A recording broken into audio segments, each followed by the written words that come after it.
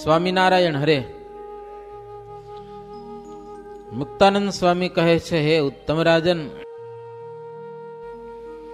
શ્રીજી મહારાજ ગઢપુરમાં જલઝીરણી, વામન દ્વાદશી, દશરાનો ઉત્સવ, આ બધા ઉત્સવ કર્યા. અને ચોમાસામાં વરસાદ બહુ વરસ્યો. એ સમયે ચડોતરમાં પણ વરસાદ બહુ થયો. 4 મહિના સુધી ગામ બધા ભરાયેલા રહ્યા. હો, ખેતરો ભરાઈ ગયા બધા. જ્યાં શ્રીજી મહારાજ સભાઓ ભરતા એ જગ્યાઓ પણ બધી પાણીથી ભરપૂર થઈ ગઈ. આટલો બધો વરસાદ વરસ્યો. ખેતરો બધા બોડાઈ ગયા. વડતાલમાં જ્યાં શ્રીજી મહારાજ સભા કરતા એ વૃક્ષો બધા 4 મહિના સુધી પાણી રહ્યું. એ ઝાડવા નીચે પણ. એટલે વારે વારે શ્રીજી મહારાજ ત્યાં જતા. પાણી ભર્યું રહ્યું એટલે મહારાજ ત્યાં કને પહોંચી શક્યા નહીં. ઝાડવાઓને મહારાજનો વિયોગ થયો એમ આમાં લખ્યું. વૃક્ષો ઉદાસ થઈ ગયા કે મહારાજના દર્શન કેમ નથી આ વખતે. એમાં કેટલાક ઝાડવા જડમૂળથી સુકાઈ પણ ગયા. મહારાજના દર્શન નથી ને સુકાઈ ગયા. તેણે કરીને રમણીય ભૂમિનો તાલ પણ રહ્યો નહીં. કે એક સુંદરતા, કેટલાક ઝાડ સુકાઈ જાય મોટા મોટા એટલે તો એક સુંદરતા હોય, એમાં ફેરફાર ઘણો થઈ ગયા. ગઢપુરમાં શ્રીહરિયા વાત સાંભળી અને વૃક્ષોના વખાણ કરવા લાગ્યા કે વાહ, કે માણસો કરતા વધી ગયા. કે લ્યો, અમારો વિયોગ થયો તો દેહનો ત્યાગ કરી દીધો. વૃક્ષો પણ.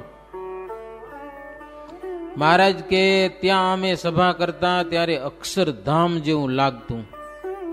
કોઈ દિવસ ચડોતરમાં પાણી ન ભરાયું હોય એવું આ વર્ષે પાણી ભરાયેલું રહ્યું. અને ભૂકંપ થવાથી 99 થયું એટલે કુવામાં પણ પાણી ઊંચા આવ્યા. એને પેલા ભૂકંપની વાત આવી ગઈ ને. ચડોતરના લોકો આવે એ શ્રીહરિને કહેતા કે મહારાજ, અમારા દેશમાં ડાંગર થાય એવું તો કોઈ દી સાંભળ્યું નતું, પણ હવે જોઈએ એટલા ચોખ્ખા થાય છે કે પાણી ભળ્યું રહ્યું ને આખો પૃથ્વી ગુણ બદલાવી ગઈ. હવે ગામો ગામ ડાંગર થાય છે. લોકો કહેતા પ્રભુ તમે આવીને યજ્ઞો કર્યા એટલે ઇન્દ્ર ખુશ થઈ ગયો અને દેશમાં ખૂબ પાણી વરસાવ્યું. કોઈ વર્ષે ન વરસે એટલું પાણી ઇન્દ્ર મહારાજાએ વરસાવ્યું. શ્રીજી મહારાજ કે ભૂમિ જેવું કોઈ મોટું પાત્ર નહીં. પૃથ્વી જેવું કોઈ મોટું પાત્ર નહીં. પદાર્થ માત્રનો આધાર ભૂમિ છે. જીવ પ્રાણી માત્રનો આહાર પણ ભૂમિ પૂરો પાડે છે. બધાના શરીર પણ તેમાંથી બને છે. એમ ભૂમિ બધા સુખ માત્રનો આધાર છે. અને ભૂમિનો આધાર ઈશ્વર છે. પૃથ્વી બધાનો આધાર છે, પણ પૃથ્વીના ઈશ્વર છે એ આધાર છે. પણ ઈશ્વરનો કોઈ આધાર નથી. મહારાજ એ સ્વતંત્ર છે. પોતે પોતાને આધારે રહે છે. એને કોઈના આધારની જરૂર નથી. એવા એ ભગવાન અપાર જનોનો ઉદ્ધાર કરવા માટે કૃપા કરી અને મનુષ્ય અવતારનું ધારણ કરે છે. ભગવાન પૃથ્વી ઉપર મનુષ્ય રૂપે વિચરતા હોય છે ત્યારે એ ભગવાનમાં બધા જ ઐશ્વર્ય હોય છે. એમના વચનમાં બધા જ શાસ્ત્રો હોય છે. એમના વચનમાં બધી જ વાતો હોય છે, કઈ બાકી નથી હોતું. એમ શ્રીજી મહારાજ બહુ વાતો કરતા. લોકોને બિહારીને બીજી પ્રવૃત્તિ મહારાજ ઓછી કરી હતી, પણ લોકોની આગળ વાતો કરવાની પ્રવૃત્તિ મહારાજ ઓછી નથી કરી. અવારનવાર સભાઓ ભરીને વાતો કર્યા જ કરતા. જે તે પ્રકારે કેમ જીવના હૈયામાં વાત બેસી જાય, પંચ વિષયનો અભાવ થઈ જાય અને હરિભજનમાં જીવડો લાગી જાય, એને માટે સતત વાતો કરતા. મુક્તાનંદ સ્વામી કે આવી મહારાજની વાતોને જે ગ્રહણ કરી લેતા ને એને પાછું ભવમાં આવવું પડે નહીં. ભવમાં આવવું પડતું જ નહીં.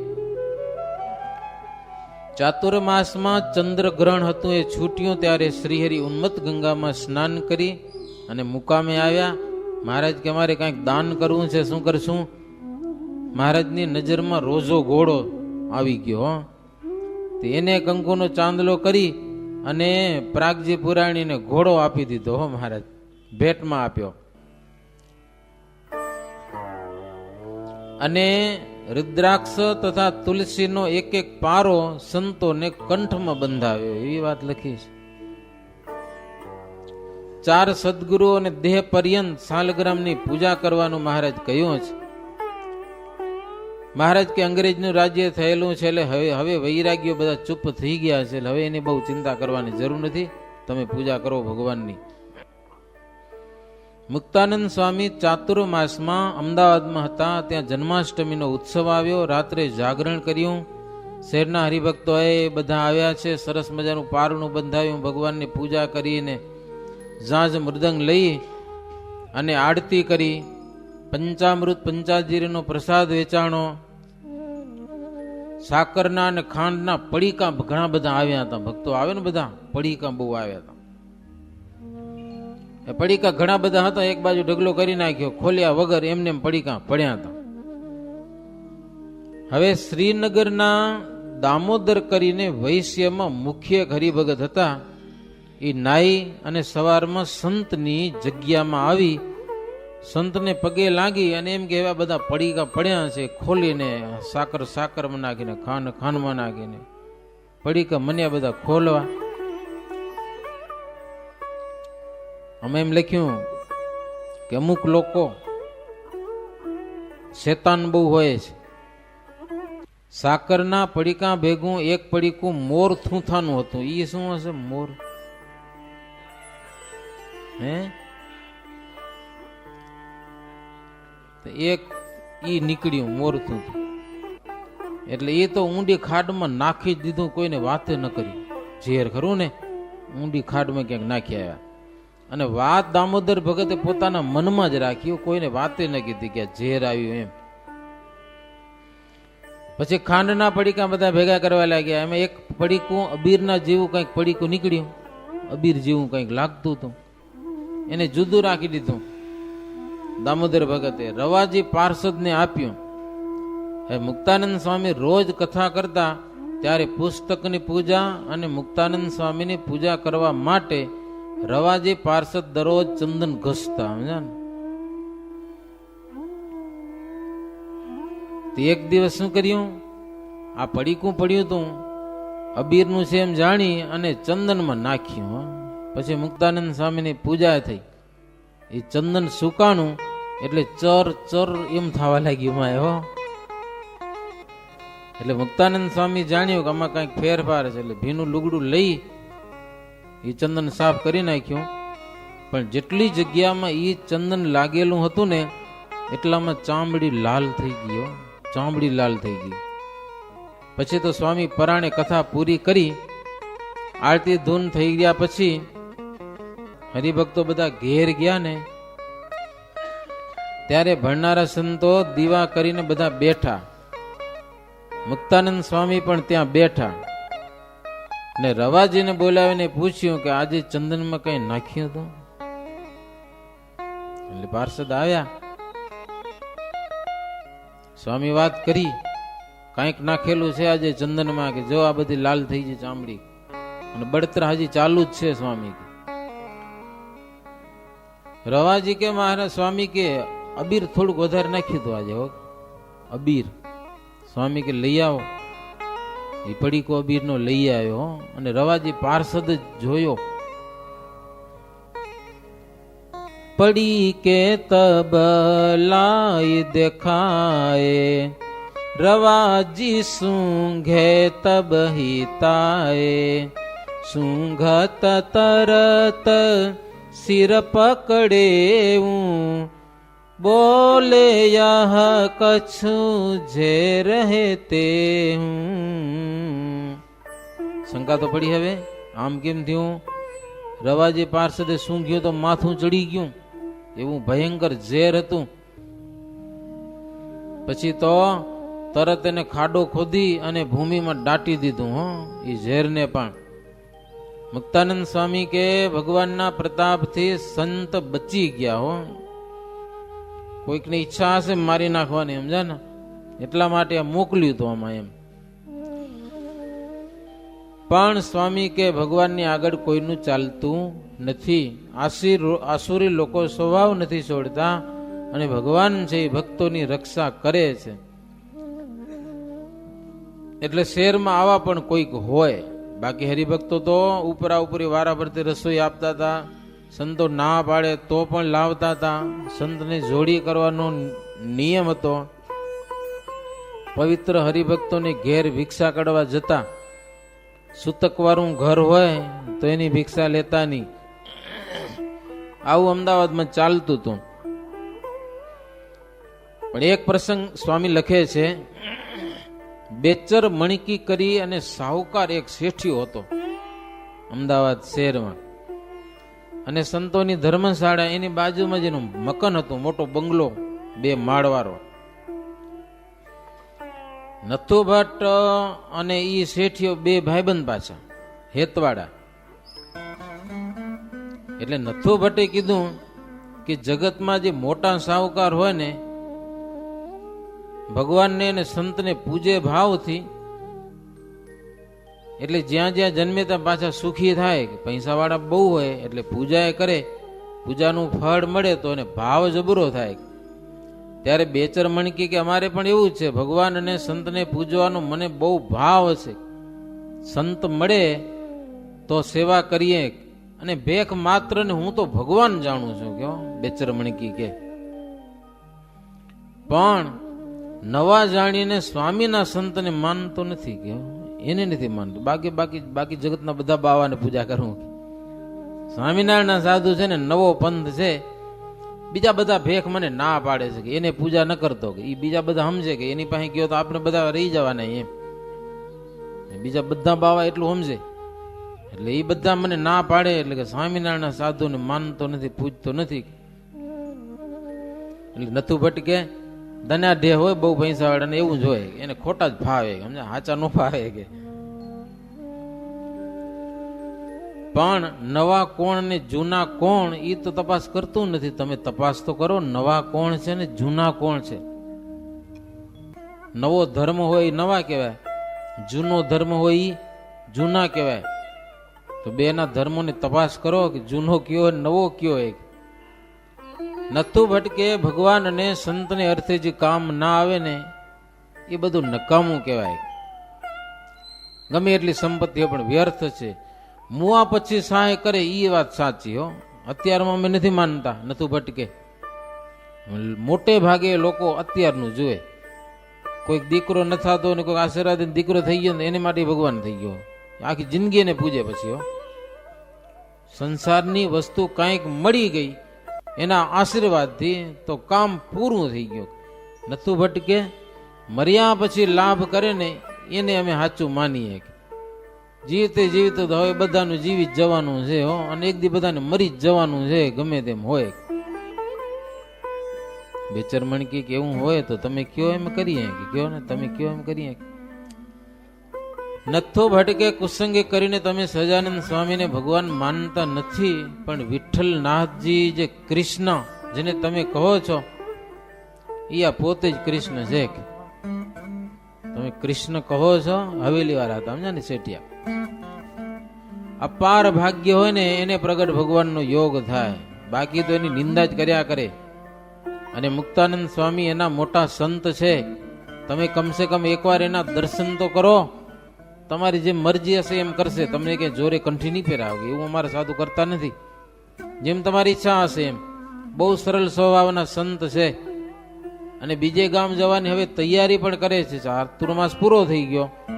જો તમને ઈચ્છા હોય તો કઈ ગોઠવીએ. કમસે કમ એકવાર એ સાધુના દર્શન તો કરો. તમે એમ કહો બધા સાધુને માનીએ, આ નવા છે એટલે નથી માનતો, પણ એકવાર દર્શન તો કરો, ખબર પડશે તમને.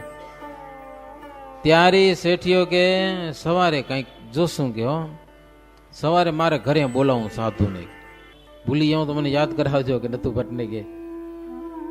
શેઠિયો કે વૈષ્ણવમાં અમે આગેવાન છીએ, એટલે અમારા ગુરુને ખબર ન પડવી જોઈએ. જો ખબર પડી ગઈ તો ચોખ્ખી ના પાડી દેશે કે સમજા. એ અમને ધ્યાન રાખવું પડે.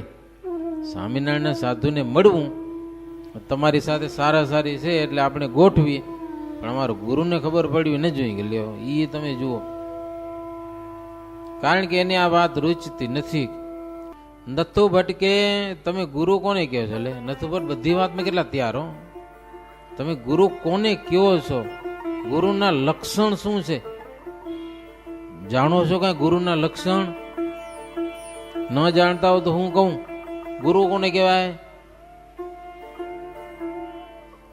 જીવને અનાદિ બંધન છે એનું જ્ઞાન આપે કે ભાઈ આ બંધન છે, અનાદિનું બંધન છે, એવું જ્ઞાન આપે એને ગુરુ કહેવાય. અને મોક્ષ માર્ગનું પણ જ્ઞાન આપે, બે જ્ઞાન આપે. એક તો જીવને બંધન છે આ ઈ મોક્ષ માર્ગ, બે જ્ઞાન આપે, ઈ સાચા ગુરુ કહેવાય. ગુરુ છે એ વિષયનું ખંડન કરી અને એમાં હેત ન રાખતા હોય એ ગુરુ સાચા. પોતાના શિષ્યને પણ વિષય ઉપરથી પ્રીતિ ઉતારી અને પરમેશ્વરમાં પ્રીતિ કરાવે. નહીતર જીવને વિષય ઉપર દોડ પડી જ છે, પણ વિષય ગુરુ છે એ શિષ્ય પાસેથી વિષયો મેળવી અને મોજ કરે છે, અને શિષ્યોને પણ વિષય જ આપે છે, મોક્ષ નથી આપી શકતા. જેટલા વિષયથી દૂર રહે એટલો તેમાં ભગવાનનો નિવાસ છે. જીવના હૃદયમાં ભગવાન ક્યારે નિવાસ કરે કે વિષયથી જેટલો દૂર રહે, નિર્વિષય રહે ને એટલા ભગવાન અંતરમાં નિવાસ કરે છે. એટલો અજ્ઞાન રૂપી અંધારું દૂર થાય એવા એટલા ભગવાન નિવાસ કરે છે. ત્યારે બેચર મણકી કે આવી તો વાતો અમને કોઈ કહેતું જ નથી. કે નથુ ભટ્ટ કે ન જ કે ને હાચા ગુરુ કહી આવો તો વાતું કરે કે લ્યો જે તમને ફાવે એ ગુરુને ફાવે, ન ગુરુ તમને ના પાડે ન તમે ગુરુને ના પાડો. વાતો કોણ કરે પછી એમાંથી? મન ફાવે મરતવાનું કોણ વાતો કરે કયો? અમારા સંતો પાસે આવો, મજાની વાતો કે છે. તો શેઠિયો કે તો સવારે સંતોને આપણે બોલાવા છે, દર્શન કરવા જ છે. કે હો, ભગવાનના સંતનું દર્શન પણ અનંત જન્મના ફળને આપે છે. એમ પાછો મહિમા વાળો બેચર મણકી. બીજે દિવસે પાછા નથુ ભટ્ટ પહોંચ્યા છે અવારમાં. બોલાયા હું સંતોને. શેઠિયો કે દેશકાળ બહુ શુભ છે, બધું બરાબર છે, કોઈને કાંઈ ખબર નથી અમારામાં, બોલાવી જાઓ કે સમજ્યા ને, મળી તો લઈ એકવાર. હમણાં 5-10 સંતને લાવો અને 5-10 હરિભગતને લાવો, અને બેસવા માટે વાહન જોઈએ તો વાહન પણ લઈ જાઓ કે લો, બધી છૂટ આપી. નથુ ભટ્ટ આવ્યા સ્વામી પાસે. મુક્તાનંદ સ્વામીને કીધું, સ્વામી એક શેઠિયાને સમજાવીને માન તૈયાર કર્યો છે. આમ તો નહોતો માનતો, અત્યારે તૈયાર થયો છે અને તમને બોલાવે છે, કયો તો વાહન લાવું. સ્વામી કે આપણે પગે હાલશું, ક્યાં દૂર છે કે, અને પગે ચાલીને જવું ને એ સંતનો ધર્મ છે. ગ્રહસ્થનો ધર્મ ગ્રહસ્થ રાખે અને સંતનો ધર્મ સંત રાખે, એમાં જ બેઉની મોટપ છે. એમ કહીને ચાલ્યા. હય વિશાળ ભવન બાજુમાં જ હતું. બેચર મણકી સ્વામીની સામે આવ્યા હો, માનનો અંકુર બધું દૂર કરી અને હાથ જોડીને પગે લાગ્યા સ્વામીને. મુક્તાનંદ સ્વામીને પ્રેમથી સરસ મજાની ગાદી ઉપર બેસાડ્યા અને બોલ્યા કે તમારા ચરણ પડવાથી અમારું ભવન બધું પવિત્ર થઈ ગયું. ગંગા યમુના જેવા તીર્થો પણ તમારા ચરણને વારંવાર પૂજે છે. તમે જેવા સંતના ચરણમાં, સંતના ચરણમાં બધા જ તીર્થો રહેલા, એમાં મુક્તાનંદ સ્વામી જેવા સંતના દર્શન થયા ને આપોઆપ મહિમા પ્રગટ થઈ ગયો. બોલવા જ મની પડ્યો શેઠિયો. ભગવાન અને સાચા સંત વિષયજનને મળવા બહુ દુર્લભ છે. હવેલી મેં જ્ઞાન તો ખરું, ભાવ જબરો, મહિમા મોટો, પણ 4નું બેલેન્સ નહીં. ધર્મ, જ્ઞાન, વૈરાગ્ય અને ભક્તિ, એ બધાનું બેલેન્સ સરખું નહીં હો. શેઠિયો કે સ્વામી વિષયજન વિષયમાં જ સુખ માને છે અને વિષય માટે જપ તપ વગેરે કરે છે, પણ મરણનો ભય છોડી અને વિષયની વાહે પડ્યા છે. આખી દુનિયા પરદેશમાં જાય છે, જહાજમાં બેસીને જાય છે, ક્યારેક ક્યારેક ડૂબી જાય છે, મરી જાય છે, પણ ડર રાખતા નથી. ભગવાન ભજવા મનુષ્ય તન મળ્યું છે તો પણ જીવ એને હરિભજન કરતો નથી. આટલો બધો યોગ મળવા છતાં જીવ હરિભજન નથી કરતો, એનું કારણ મને સમજાવો. બે ચરમણકી કે સ્વામીને, સ્વામી બેઠા, બીજા સંતોને બધાને બેસાડ્યા, પછી કે આનું કારણ સમજાતું નથી. કારણ કે પોતે હવેલી વાળા એટલે ભજન બહુ કરે, ભજન કરે એમાં ના નહીં, જોરદાર કરે, ભક્તિ પણ જબરજસ્ત એની. શ્રીજી મહારાજે ભક્તિ એની લીધી છે ને, ઉત્સવો, વલ્લભાચાર્યની રીતિ, ઉત્સવની રીતિ અને સેવાની રીતિ બે મહારાજ એની લીધી. કારણ કે સેવા એની પાસે છે એટલે બીજે તમને ન મળે. શેઠિયો કે સ્વામી તમને ભગવાન મળ્યા છે એટલે તમે તો બધું જાણતા હશો કે હો, એટલે મને સમજાવો, ભગવાનને પ્રસન્ન કરવા માટે તમે તો લાગી ગયા છો કે, પણ કેટલાકને આ મળ્યા છતાં હરિભજન નથી કરતા, એનું કારણ કહો.